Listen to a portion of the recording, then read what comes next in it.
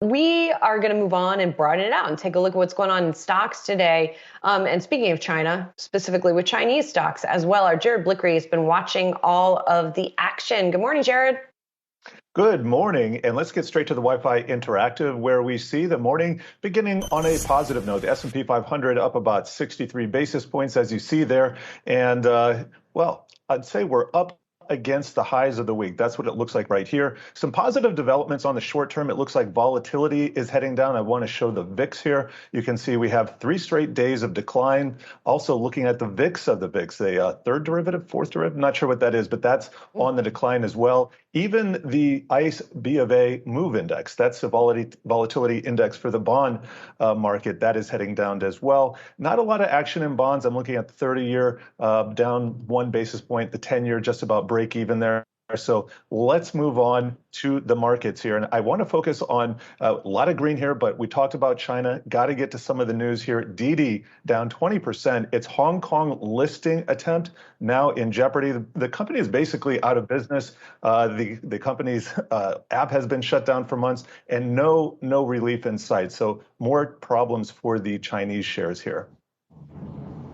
Jared, you're also watching an index out of Goldman Sachs saying that financial conditions are tightening.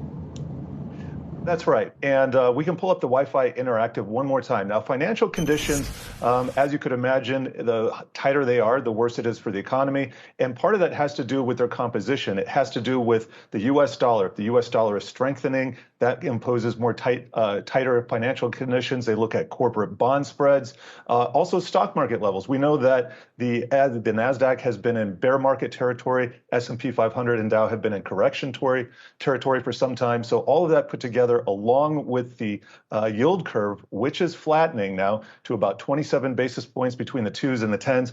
All of that means that we are facing tighter financial conditions. So we're coming off levels, a low of 97 in the U.S., and we're up about 115 basis points. Goldman Sachs has some comments on it, said it's the tightest that we've seen in some time, at least the increase. But check out Europe here. Now, it looks like this is a little bit more. This is actually only 75 basis points because of scaling. But my point is this is Russia.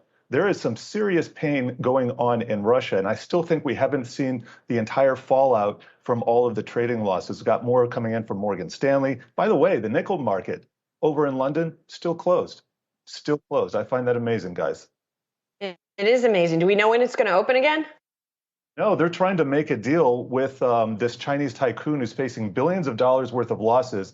He is actually in the nickel business, but it's pig iron, which is a lower quality. So he can't deliver it to the LME to close his position. So he's negotiating with the exchange to protect basically some of the creditors who are facing billions of dollars of losses. This is basically unprecedented, and I don't think it speaks well for market integrity for the London Metal Exchange, but just an example of some of the problems we're seeing in the commodities market. We were talking about that with about Zoltan Pozer's call on that. I think there's a lot of risk embedded in these markets right now.